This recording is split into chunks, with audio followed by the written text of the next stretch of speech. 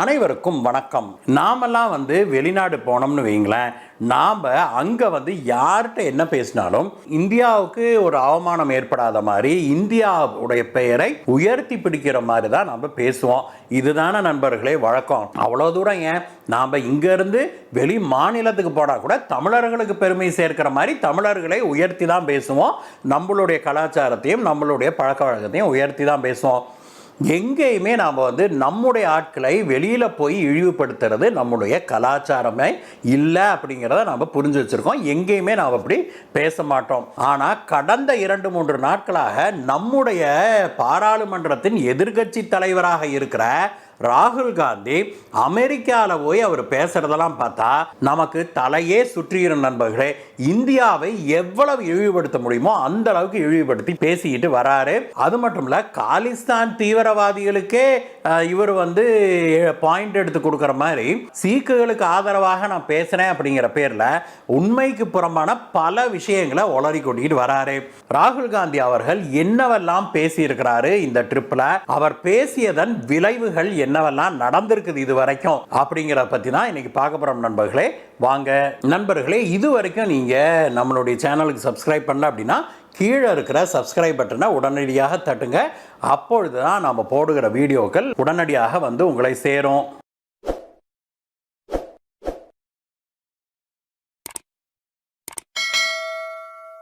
3 நாள் சுற்றுப்பயணமாக நம்முடைய நாட்டின் பாராளுமன்றத்துடைய எதிர்க்கட்சி தலைவராக இருக்கிற ராகுல் காந்தி அமெரிக்கா போயிருக்கிறார் நண்பர்களே.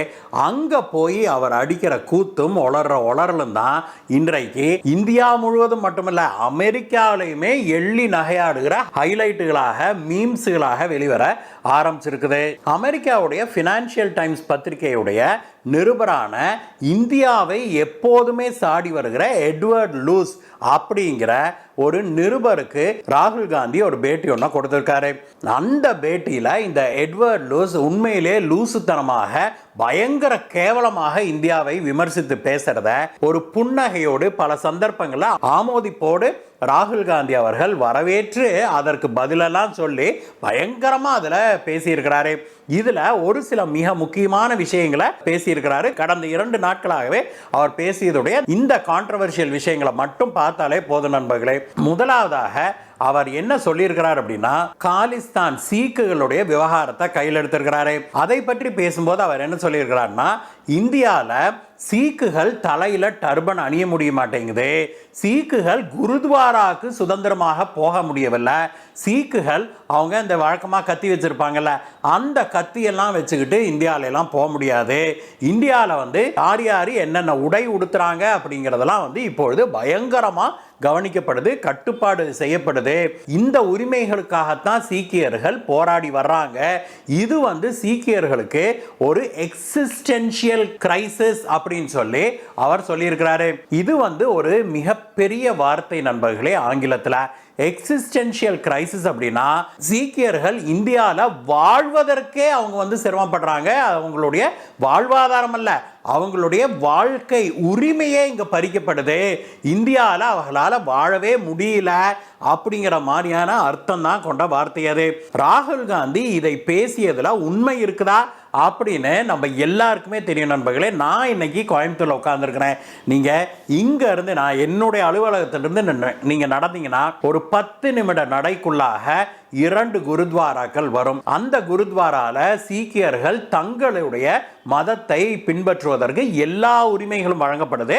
யாரும் அங்க எந்த ரெஸ்ட்ரிக்ஷனும் வைக்கல. அதனால நாம் புரிஞ்சுக்கணும். இன்னைக்கு இந்தியாவில் சீக்கியர்கள் டர்பன் கட்ட முடியலன்னு யாராவது சொல்ல முடியுமா? நீங்க சீக்கியர்களை விடுங்க, ஏன் புதுக்கோட்டையில் இருக்கிற மெய்வழிச்சாலைக்கு போங்க, அங்க இருக்கிற ஆண்கள்லாம் டர்பன் தானே அதை கட்டி இருக்கிறாங்க, சீக்கியர்கள் மட்டுமா கட்டி இருக்கிறாங்க. ஏன் அவ்வளவு தூரம்? இஸ்லாமிய நண்பர்களை எடுத்துக்கோங்க, எப்போதுமே இஸ்லாமியர்கள் ஸ்கல் கேப்போட தானே வெளியில வராங்க. இதை நம்ம தவறாக சொல்ல போறோமா? இதை எல்லாம் ஏற்றுக்கொண்ட ஒரு நாடு தானே இந்திய நாடு. ஞாயிற்றுக்கிழமையானா பாருங்க, இந்த புரொட்டஸ்டன்ட் சர்ச்சுக்கு போறவங்கன்னா வெள்ளையும் தான் போட்டுட்டு போறாங்க. இப்படி அவங்க என்ன ட்ரெஸ் போடுறாங்கன்னு நம்ம என்னைக்காவது கிரிட்டிசைஸ் பண்றோமா? ஏன் நாம கோயிலுக்கு போகும்போது நம்ம காவியுடைய அணியறது இல்லையா? யாராவது போடாதேன்னு சொல்றாங்களா? ராகுல் காந்தி பேசினதுல என்ன உண்மை இருக்குது? ராகுல் காந்தி இந்த விஷயத்தை கையில் எடுத்து பேசியதுல துளியும் கூட உண்மை கிடையாது அப்படிங்கிறதா உண்மை. இன்னும் சொல்ல போனா இந்தியாவுடைய விமானங்கள்ல நீங்க டொமஸ்டிக் ஏர்லைன்ல உள்நாட்டு விமான பயணத்துல கூட அவங்க வந்து கத்தியை வேற எதையுமே நம்ம எடுத்துட்டு போக முடியாது. நீங்க விமானத்தில் போயிருந்தீங்கன்னா உங்களுக்கு தெரியும், ஒரு ஊசியான எந்த ஒரு சாமானத்தையும் கூட, ஒரு கொண்டை ஊசியை கூட நீங்க மாட்டிருந்தீங்கன்னா அதை கழட்டி சொல்லிடுவாங்க. ஒரு குழந்தை கையில் வச்சிருக்கிற ஒரு பொம்மை கத்தி இருந்தா கூட அதை வந்து நீங்க வந்து ஹேண்ட் லக்கேஜில் எடுத்துட்டு போக முடியாது, ஷார்ப்பான பொருள் அப்படின்னு வாங்கி வச்சிருவாங்க. அப்படிப்பட்ட கட்டுப்பாடுகளை கொண்ட நம்முடைய பாரத தேசத்தில் நீங்க டொமஸ்டிக் ஏர்லைன்ல உள்நாட்டு விமான பயணத்தின் போது சீக்கியர்கள் அவங்க வந்து அவங்களுடைய கிருபான் அப்படின்னு அழைக்கப்படுகிற அவங்களுடைய கத்தியை எடுத்து செல்ல முடியும் அப்படின்னா அவங்களால நம்ப முடியுதா நண்பர்களே? இந்த அளவுக்கு ஒரு உரிமையை எந்த நாடு எந்த மைனாரிட்டிக்கு வழங்கி இருக்குது அப்படின்னு மட்டும் ராகுல் காந்தி சொல்லட்டும். இவர் இத்தாலிக்கு போகட்டும், இவருடைய அம்மாவுடைய பூர்வீகமான இத்தாலியில விமானத்தில் ஒரு சீக்கியரை கிருப்பானை கொடுக்கிட்டு போக சொல்லுங்க பார்க்கலாம். அது நடக்குமான்னு சொல்லி ராகுல் காந்தி சொல்வாரா அப்படின்னு நாம கேள்வி கேட்கல நண்பர்களே. இந்தியாவில் பலரும் கேள்வி கேட்கிறாங்க. சீக்கியர்களை பற்றி இவர் இப்படி பேசிய உடனேயே அங்க காலிஸ்தான் தீவிரவாத தலைவனான அந்த பன்னோன் இருக்கான் இல்லையா, அவன் வந்து அமெரிக்கன் சிட்டிசன். அந்த பன்னோன்னு அவன் வந்து காலிஸ்தான் தீவிரவாத அமைப்பின் ஒரு தலைவன். அவன் தான் வந்து கடந்த சில ஆண்டுகளாகவே பாரத பிரதமர் திரு நரேந்திர மோடி அவர்களை கொல்லணும்னு வெளிப்படையாக போஸ்டர் வைக்கிறான், வெளிப்படையாக ஃப்ளெக்ஸ் அடிச்சு வைக்கிறான். கனடால கவர்மெண்ட் பில்டிங் மேல எல்லாம் வைக்கிறானுங்க. அப்படிப்பட்ட பன்னோன் இந்த ராகுல் காந்தி பேசிய உடனே தனக்கு சரியான பாயிண்ட் கிடைச்சிருச்சு அப்படிங்கிற மாதிரி. பாத்தீங்களா, இந்தியாவுடைய எதிர்க்கட்சி தலைவரே சொல்றாரு பாத்தீங்களா, எங்களுக்கு உரிமையே இல்லை, அதனால தான் நாங்கள் போராடுறோம், எங்களுடைய போராட்டத்தில் நியாயம் இருக்குது அப்படின்லாம் பேசி ராகுல் காந்தி எல்லாம் தனக்கு சப்போர்ட்டுக்கு இருக்கிறாரு அப்படிங்கிற மாதிரி பேசியிருக்கிறான். இந்த ராகுல் காந்திக்கு கொஞ்சமாவது யோசனை இருக்கா அப்படிங்கிறதா நம்மளுடைய கேள்வி. இந்த சீக்கியர்களுக்கு எதிராகத்தானே இவருடைய பாட்டி Indira Gandhi operation blue star நடத்தினாங்க. சீக்கியர்களுடைய இந்த காலிஸ்தான் போராட்டத்துக்கு எதிராக தான் அவங்க மிகப்பெரிய ராணுவ நடவடிக்கைகளை எடுத்தது யாரு? இவருடைய பாட்டி இந்திரா காந்தி தானே. அவருடைய பாட்டியை சுட்டு கொன்னது யாரு? இதே சீக்கியர்கள் தானே. இதையெல்லாம் மறந்துட்டாரு ராகுல் காந்தி. இன்னைக்கு நல்லவனை போல வேஷம் போடுறாரு. அது மட்டும் இல்ல, இந்திரா காந்தியை சுட்டுக் கொண்ட பிறகு நூற்றுக்கணக்கான சீக்கியர்களை கலவரத்தில் காங்கிரஸ்காரங்க கொன்னாங்க அப்படிங்கிறது வரலாறு. அதற்கான வழக்குகள்லாம் இன்னும் உச்ச நீதிமன்றத்தில் நடந்து கொண்டிருக்குது. இதையெல்லாம் மூடி மறைப்பதற்காக இன்னைக்கு தான் எப்படியாவது ஓட்டு வாங்கணுக்காக சீக்கியர்களுடைய வாழை பிடிச்சிக்கிட்டு திரிகிறாரு ராகுல் காந்தி அப்படின்னு சீக்கியர்களே கண்டனம் தெரிவிக்க ஆரம்பிச்சிருக்காங்க.